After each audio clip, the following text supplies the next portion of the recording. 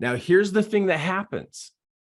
When I find out my ability and I compare it to what I thought I could do, what do I do with that information?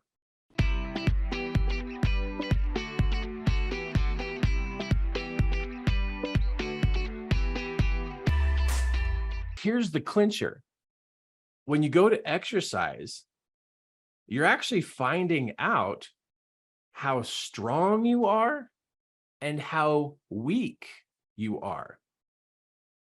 You find out what you can do, and you find out what you can't do when you exercise. Like, I could sit here all day long and look out the window at this beautiful mountain right behind my window, and I know there's a trail that goes all the way to the top of the mountain. And I could think about hiking up that trail and how fun it would be and how cool it'd be to be able to just start off and just hike all the way to the top of the mountain. And my mind would go, oh, that'd be so cool to hike to the top of that mountain. But when I actually go out there and I put on my backpack and I load it up with some things and I walk out the back and I walk up the mountain, I don't get to the top because the top is way up there. But I get a certain distance and I'm huffing and puffing and sweating and my legs burn. My legs burn, my shoulders feel the weight of my backpack. And guess what happens when I actually engage in the activity? I find out what I can do and I find out what I can't do. I have a reality check. So hang in there with me as you listen to me. This is super important for the people you coach and also for your own life. Okay, I'm going to say this all again, and I hope that this clicks. I hope you get this because this is really powerful to understand, because every human being is having this experience. It's called a reality check. So if I could look out the window and imagine myself hiking up the mountain, going up the trail, seeing the trees, feeling the breeze on my face, hearing the birds chirp, maybe even seeing a rabbit, some squirrels. I've seen up the canyon, I've seen coyotes, I've seen a bobcat, I've seen deer, I've seen, oh my goodness, there's what was the other thing is that, just eagles and hawks and all kinds of cool stuff, right? So I can imagine like going up this canyon. And my mind can go pretty big about going up the canyon. But when I put on my backpack, I put on my hiking boots, fill up my water, and I've got my water with me and I've got everything I need, and I start hiking up the mountain, I quickly find out what I can do in this hike and what I can't do. So my mind maybe saw myself going further up the mountain or getting to a particular point without stopping and resting. But then when I start hiking up the mountain, I get a reality check of like how strong I am and also how weak I am. Anytime there's a reality check, there's what I can do and what I can't do. That's called a reality check. Well, what can I do and what can't I do? That's an evaluation. Where's my strengths? Where's my weaknesses? And so my strengths and my weaknesses put me right here. Here's my ability to what I thought I could do. What do I do with that information?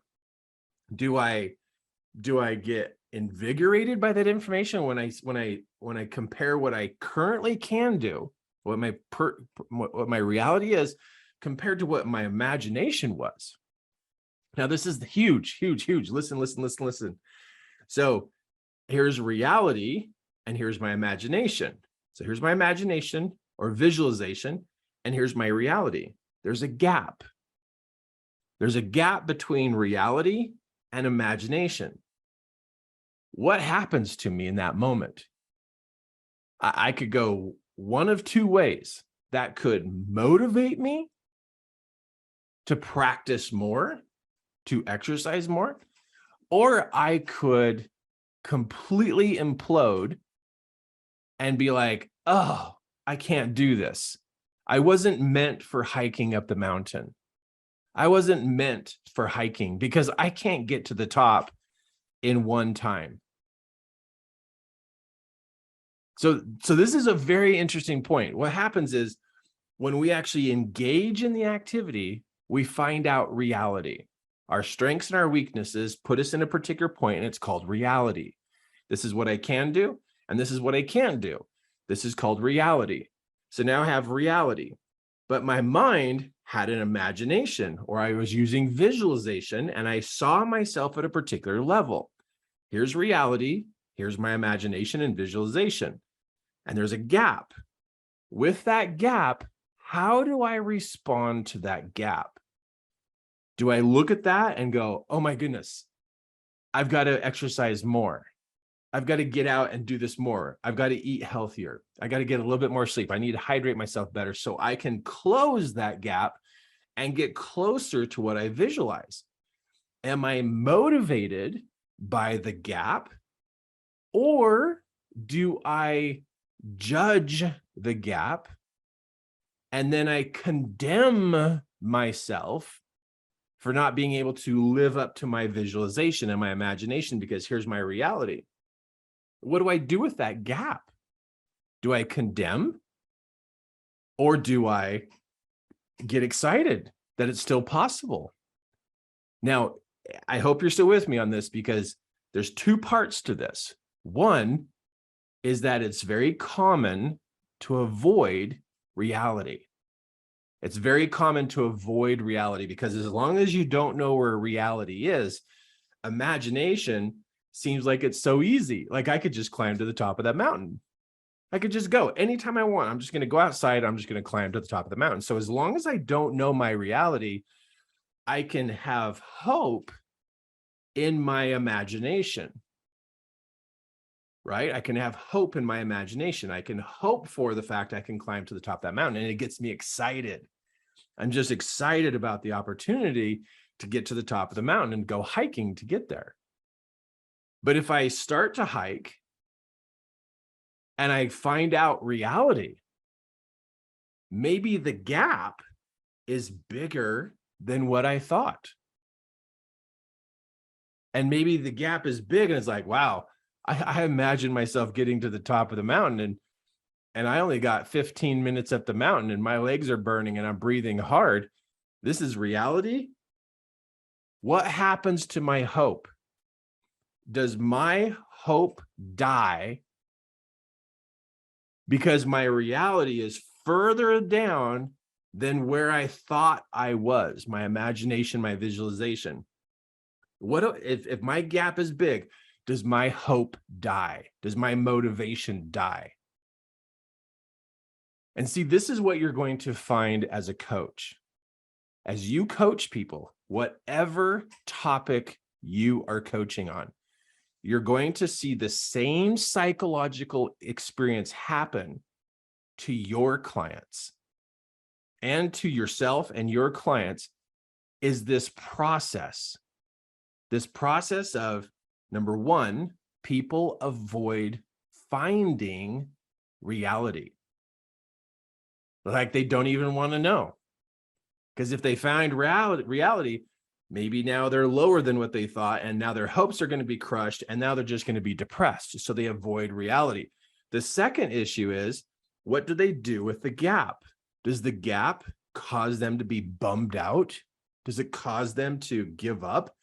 Does their mind say, I can't get to the top of the mountain? I was never meant to be a hiker. Why did I buy this backpack? Why did I even try? What a foolish thing I could even think of, because I can imagine myself being at the top of the mountain. So I went and bought a backpack and I bought hiking boots and I spent all this money on my hiking boots and my backpack. And I went hiking and I didn't make it. So I guess that means I'm not meant to hike the mountain. I guess God doesn't want me to hike the mountain because I tried and I didn't get very far. So I guess I'm not meant for it. You are going to hear people talk this way. You may even notice yourself thinking this way. So there's two challenges, two issues that people wrestle with here. It's the reality check. They don't want to do that. They don't want to find out where they're strong and where they're weak. They don't want it. They just, as long as they're not even aware of it, they can hold on to that imagination and just have this euphoric thought process in the imagination, but actually never really even do it. Never even really find reality. So they're scared or avoid, or they're anxious about finding reality. So they don't even want to find strengths and weaknesses so that they can see where they're actually at. And then if they did find where reality is at, maybe reality is too far away from their imagination, and they're just going to get bummed out. And they're going to claim, yeah, I wasn't meant to be a backpacker. But didn't you buy hiking boots? Yeah, I did. Didn't you buy a backpack? Yeah. Yeah, I did it once and it didn't turn out. I didn't get to the top of the mountain. And so I guess I'm not meant to be a hiker. I mean, you listening to me right now, it's like, wait a minute, that doesn't make sense. If you want to be a hiker, you have to go hiking. You have to find out where you get tired, and then you go do it again, and you get a little bit further, and then you get a little bit further, right? I mean, it makes sense. We're looking at the story going, no, that's duh, Kirk. It may be duh in this scenario, but what about your client who sets a goal? They set a goal. Guess what they're going to run into? Some weird psychological thing is going to happen where they don't want to know their reality. So they don't really try to do action steps. They don't really try, because if they do action steps, they're going to find out where they're strong and they're going to find out where they're weak. And that's called reality. Where am I strong? Where am I weak? That's my reality.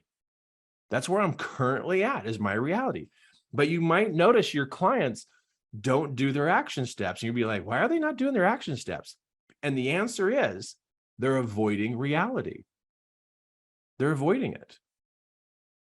Because when they find out reality, most likely they're going to condemn and judge themselves harshly that they should have been better. Guess why? Because they had this imagination of themselves this high, but they never really found where reality was. And so they just bank on imagination. They just bank on this whole visualization, imagination, like that's it. Like that's where I'm at. But it's like, wait a minute. You're not finding out where you're really at. You're not doing your action steps. You're not doing your practice to find out what reality is for you. So that's your number one thing your client's going to not do, is they're not going to do their action steps. And so they're down here, never knowing where they're at. And because they never know where reality is, but they have their imagination of where they think they are and what they can do, but they never check out where reality is, they have no idea what to adjust to take reality and to match it with their goal. This is a big issue with goal setters. People who set goals and avoid reality never know what they need to adjust, what they need to practice, what they need to learn, so that they can calibrate themselves to match their imagination and get their goal.